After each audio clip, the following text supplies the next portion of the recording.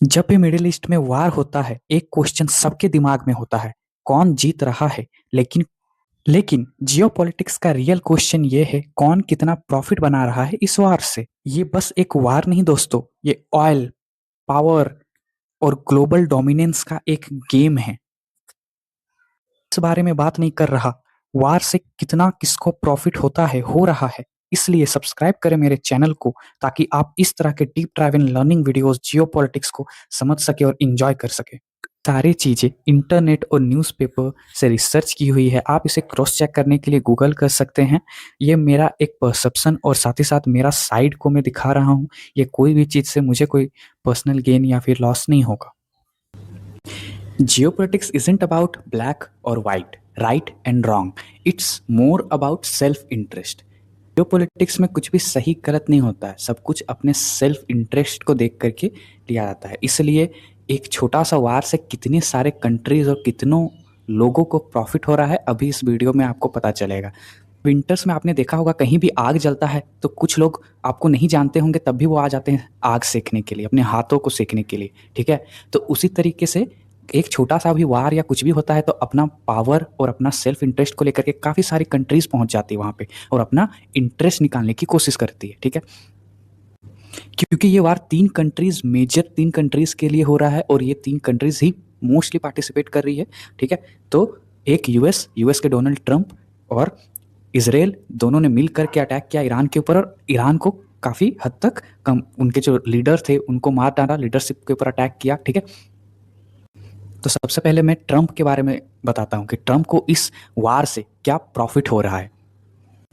तो ट्रंप का self interest ये है कि एप्स्टीन फाइल जैसे ही आया, एप्स्टीन फाइल में भर भर के ट्रंप्स के फोटोज़, उसके कॉल रिकॉर्ड्स, उनके वीडियो रिकॉर्ड्स, और साथ ही साथ एप्स्टीन फाइल में जो सबसे ज़्यादा किसी का नाम रिफ्लेक्ट हुआ था वो ट्रंप का था। ठीक है, जबकि ट्रंप की ही मिनिस्ट्री एप्स्टीन फाइल को रिलीज़ कर रही थी, इसलिए उसमें बहुत सारे कट्स लगाए, बहुत सारे एविडेंस को फैब्रिकेट किया गया। ठीक है, बहुत सारे एविडेंस को नन एंड वॉइड किया गया, मतलब उनको इस तरह से शोकेस किया गया उनके ऊपर मार्कर्स लगा करके, ताकि ट्रंप का मतलब जो आए ना, ठीक है, नाम ना आए इसलिए। ठीक है, तो जैसे ही ये आया उसके बाद पूरे अमेरिका में ऑलमोस्ट हर कोई इसके बारे में बात करने लगा।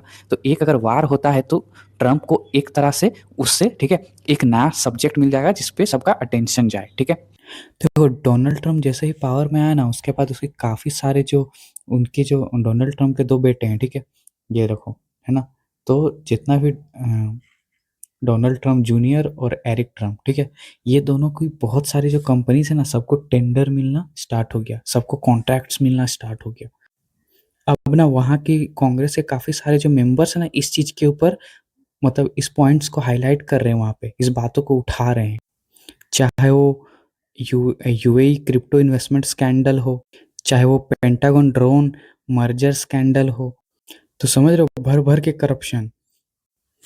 क्योंकि मिड टर्म में यूएस इलेक्शंस हैं, इसलिए ट्रंप भी चाह रहा है कि अभी जल्द से जल्द ये सब चीज़ के ऊपर से लोगों का नज़र हट जाए, ताकि वो मिड टर्म इलेक्शन भी अच्छे से जीत जाए। ठीक है, नेतन्याहू की बात की जाए जो इसराइल के प्राइम मिनिस्टर है, कि आपको ये पता होगा कि उनके ऊपर भर भर के करप्शन चार्जेस है। ठीक है, जब से वो पावर में आए हैं तब से वो वार में ही इंक्लूड है, वो कहीं ना कहीं पे अटैक, कहीं ना कहीं पे हमला करवा ही रहे हैं। क्यों? क्योंकि वो करप्शन चार्जेस से भाग रहे हैं। क्योंकि आपको पता है कि जब भी कोई भी कंट्री वार में इंगेज होता है तो वहाँ पे ऑलमोस्ट जो जुडिशियल सिस्टम है वो बंद हो जाता है, क्योंकि वहाँ पे एक तरह से इमरजेंसी लागू हो जाता है। जहाँ भी इमरजेंसी लगता है वहाँ पे ऑलमोस्ट ज़्यादातर चीज़ें बंद हो जाती है, बस इमरजेंसी सर्विसेज स्टार्ट होती है, जैसे कि आपका हॉस्पिटल्स वगैरह, राइट। यूएस जर्नलिस्ट ले, कुछ यूएस न्यूज़ चैनल है ना, इन इसको अच्छे से एक्सपोज किया है कि ये आज से नहीं ये बात दोहरा रहा है। ठीक है, ये 1995 से दोहरा रहा है कि ईरान न्यूक्लियर वेपन बना लेगा, एक सप्ताह में न्यूक्लियर वेपन बना लेगा, एक महीना में बना लेगा, पहुंच गया है nuclear weapon. But they're very close. They're 6 months away from spring at most. neither nuclear weapons 14. or the capability. Iran could make the fuel 15. for an entire nuclear arsenal. जबकि ईरान न्यूक्लियर वेपन ना बनाने का जो pact होता है उसे sign करके रखा है। बाकी के देशों पे आते हैं, तो उसके लिए सबसे पहले हमें ईरान का लोकेशन देखना होगा। ठीक है, तो ये रहा ईरान। ठीक है, तो पहले ना आपको ये जानना बहुत ज़रूरी है कि मिडिल ईस्ट में इतनी सारे कॉन्फ्लिक्ट होती क्यों है। ठीक है, इतने सारे मिडिल ईस्ट कंट्रीज़ में इतना ज़्यादा ऑयल रिजर्व्स है, इतना में पूरे रिसोर्सेस भर भर के। ठीक है, सबसे ज़्यादा क्रूड ऑयल, सबसे ज़्यादा गैस, ठीक है, नेचुरल गैस जो होते हैं, ठीक है, ये सारे भरे हुए हैं इस जगह पे। तो जो यहाँ पे जो राज करेगा ना वो पूरे दुनिया पे राज करेगा एक तरह से। ईरान में ज़्यादातर सिया फेथ के जो मुस्लिम्स होते हैं, इस्लामिक पीपल है, वो रहते हैं, ठीक है। ईरान का कैपिटल यहाँ पे तेहरान पे है। लेकिन ये सारे जितने कंट्रीज़ हैं ना, ये सब भी मुस्लिम मेजोरिटी कंट्री है। सऊदी अरबिया, ठीक है ना, ओमान, यूएई, जहाँ पे दुबई है, ठीक है, ये सारे कंट्रीज़ भी है, लेकिन ये सुन्नी मुस्लिम को फॉलो करते हैं, ठीक है। और ये सारे जो कंट्री है, ठीक है, जैसे कुवैत हो गया, ठीक है, दुबई हो गया, है ना, मतलब यूएई हो गया, सऊदी अरब हो गया, जॉर्डन हो गया, ये सब यूएस के ही एलाई हैं, ठीक है। सारे मतलब कंट्रीज़ का जो सेफ्टी है ना, वो यूएस ही अपने ऊपर लेकर के रखा है कि हम आपको प्रोटेक्शन देंगे, हम आपको सेफ्टी देंगे, समझ रहे हो। हाँ, मतलब टॉप 10 कंपनीज़ में देखोगे ना तो एक सऊदी अरब की आरामको है, ठीक है। आरामको वो ऑयल बेच करके टॉप 10 कंट्रीज़ में, सोच रहे हो, गूगल, माइक्रोसॉफ्ट, ये सब, एप्पल, ये सब कंपनीज़ को मतलब ये सब कंपनीज़ के साथ फाइट करती है, एक ऑयल बेचने वाली, वो भी गवर्नमेंट कंपनी। और यही रीज़न है ना कि जो यूएस है वो यहाँ पे इज़राइल को एम्पावर करता है, ठीक है, कि इज़राइल को इतना पावरफुल बना करके रखेंगे कि मेरा एलाइड कंट्री है यूएस, मतलब यूएस का सबसे क्लोज है इज़राइल, और अगर इज़राइल यहाँ पे पावरफुल रहेगा तो इस पूरे रीजन में इज़राइल और यूएस ही डोमिनेट करेगा, ठीक है। जैसा कि तुम लोग को पता होगा कि जो यूएस में इलेक्शंस लड़ते हैं ना, तो इजरायली जो वहाँ के पीपल है, ठीक है, वो लोग फंड करते हैं इलेक्शन को। और अभी जितना भी खर्चा हो रहा है, जैसे एक दिन में लगभग 2 बिलियन के आसपास खर्चा हो रहा है इस वार में लड़ने के लिए, ठीक है। तो यूएस का जब भी लॉ मेकर्स है ना, उनको ज्यूइश लोगों को प्लीज करना पड़ता है, और यही रीज़न है कि इजराइल के लिए यूएस भी कूद पड़ रहा है अटैक के लिए। पर यूएस को भी पता है कि ईरान के ऊपर पावर रिजीम करना, मतलब पावर रिजीम को चेंज करना, उसके ऊपर अपना कंट्रोल लाना उतना इजी नहीं होगा, क्योंकि तुम देखो ईरान का साइज़ कितना बड़ा है, ठीक है। इतने बड़ा कंट्री को संभालने के लिए तुमको ट्रूप्स को ज़मीन पे लाना पड़ेगा, मतलब तुमको आर्मी को ज़मीन पे भेजना पड़ेगा, समझ रहे हो। और इस चीज़ में मुझे नहीं लगता है कि इतना ईजीली कोई भी कंट्री ईरान को इन्वेड कर पाएगा। उसके पीछे का रीज़न क्या है ना, कि ईरान एक ऐसा कंट्री है जो चारों तरफ पहाड़ों और रेगिस्तान से घिरा हुआ है। 2 बिलियन जैसा खर्चा डेली का, समझ रहे हो, तो ट्रम्प को कुछ ना कुछ तो करना पड़ेगा, जबकि कुछ अगर बेनिफिट ना हो, ठीक है, कोई भी अगर प्रॉफिट ना हो तो इसका कोई भी प्रॉफिट नहीं है 2 बिलियन जैसा खर्चा करके, राइट। ठीक है, मैदुरो को कैप्चर करके वेनेजुएला का ऑयल को यूएस ने अपना बना लिया। और एक पुरानी कहावत है कि जहाँ भी ऑयल होता है ना, जहाँ पे भी क्रूड ऑयल होता है, ब्रेंट होता है, वहीं पे यूएस चला जाता है, ठीक है। मतलब काफ़ी लोग बोलते हैं कि अगर चांद में तेल निकला तो सबसे पहले यूएस ही जा करके वहाँ पे ऑयल की। According to world's latest data, world's major arm exporter US अकेले है। वर्ल्ड का 43% जो आर्म्स है वो यूएस अकेले एक्सपोर्ट करता है, समझ सकते हो। सेकंड में फ्रांस, फिर रशिया, फिर China, Germany, Italy, UK, Israel, Spain. अगर टॉप के कंपनीज देखोगे ना, जहाँ पे सबसे ज़्यादा वेपन्स एक्सपोर्ट होते हैं, तो तुमको ओनली यूएस के कंपनीज ही देखने को मिलेंगे, ठीक है। फर्स्ट कंपनी वर्ल्ड के सबसे ज़्यादा एक्सपोर्ट करने वाला लॉकहीड मार्टिन, फिर बोइंग, ठीक है। तो तुम देखो सारे, है ना, जनरल डायनामिक्स तक टॉप 5, ठीक है, टॉप 5 कंपनीज बस यूएस के हैं। उसके बाद एक आता है यूके का एयरबस, ठीक है, यूरोपियन यूनियन का लियोनार्डो, ये सारे कंपनीज। यूएस वर्ल्ड के टॉप वेपन्स तो बनाता ही है, साथ ही साथ उसे शोकेस भी करने से आता है, ठीक है।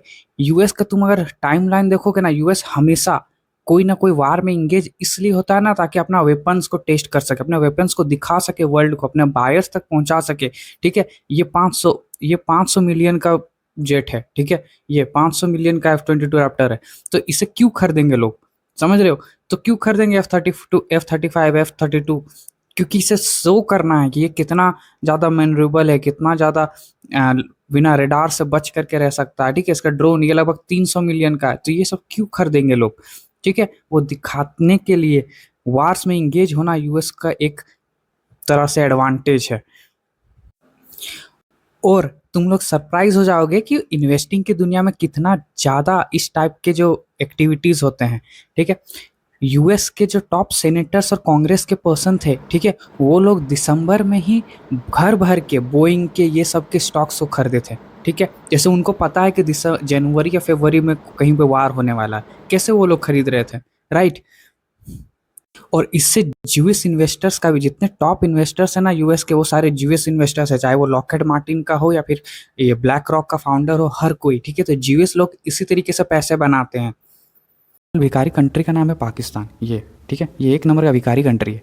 देखो ये एक तरफ से क्या दिखाता है ना कि मैं ईरान का सपोर्ट करता हूँ, ठीक है, क्योंकि मतलब मुस्लिम नेशन है इसलिए। हालांकि मैं अगर थोड़ा सा अच्छा सा अगर आप लोगों को ये बताऊं, ठीक है, तो मैं बता देता हूं आपको कि जो ईरान है ना, ईरान में मेजॉरिटी शिया मुस्लिम्स है, लेकिन जो पाकिस्तान है ना, पाकिस्तान में 90%, 80 to 90% जो है ना वो सुन्नी मुस्लिम्स हैं, ठीक है। और इसलिए पाकिस्तान और सऊदी अरेबिया ने हाल फिलहाल में जो है ना डिफेंस का पैक्ट साइन किया था। हालांकि वो डिफेंस का क्या हुआ मुझे नहीं पता, इतना ईरान ने इतना ठोका सऊदी अरेबिया को, अभी तक पाकिस्तान ने कुछ भी नहीं किया है, ठीक है। तो समझ रहे हो, भिखारी कंट्रियों के साथ पैक्ट साइन करके कोई फ़ायदा नहीं है। सऊदी अरब भी पागल उगल हो गया है। एक तरफ ये क्या कर रहा था ना कि वो मतलब दिखा रहा है कि मैं ईरान को सपोर्ट कर रहा हूँ, ईरान को सपोर्ट कर रहा हूँ, ठीक है।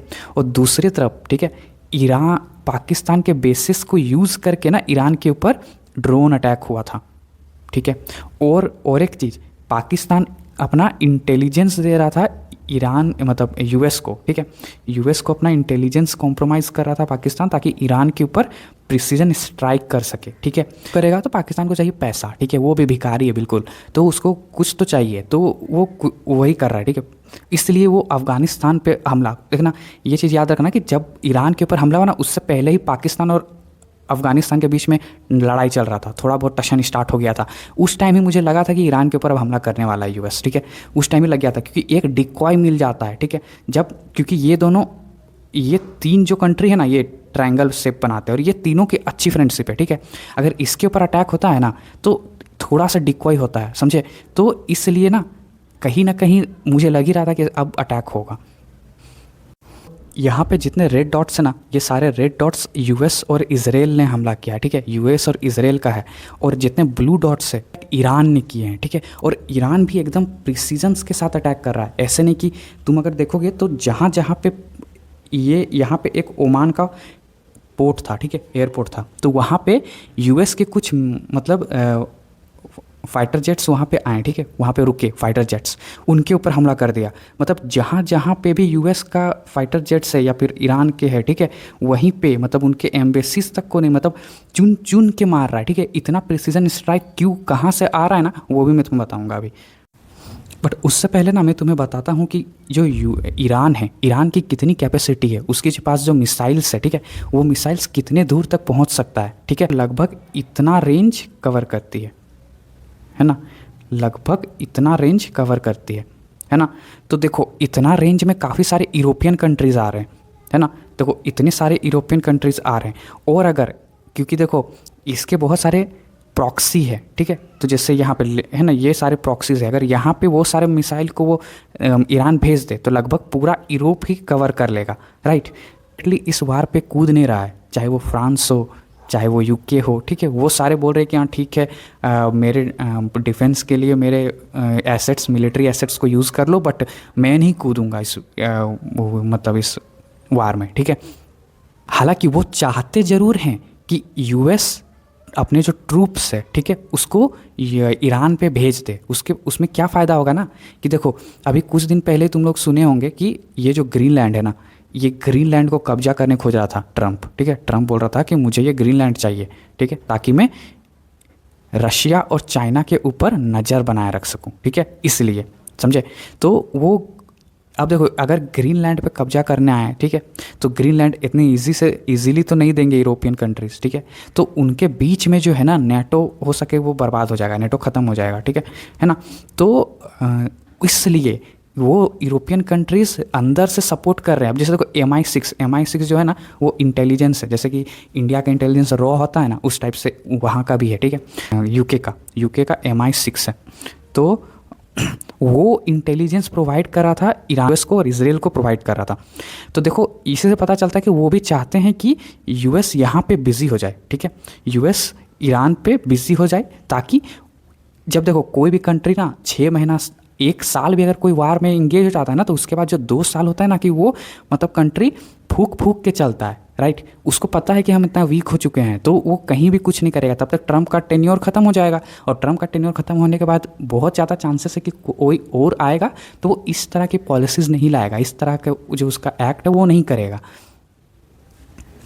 अब देखो रसिया को इस वार से क्या फ़ायदा हो रहा है। एक कि यूक्रेन से लोगों का ध्यान जा रहा है, ठीक है, ध्यान हट रहा है यूक्रेन वार से कि दूसरा कहीं पे वार हो रहा है, ठीक है। और साथ ही साथ अगर तुम देखोगे ना तो जो OIC मेंबर्स होते हैं ना कि है ना, तो उसमें भी रशिया है। तुमको 8th नंबर पे दिखेगा सबसे ज़्यादा ऑयल रिजर्व के मामले में, ठीक है, रसिया।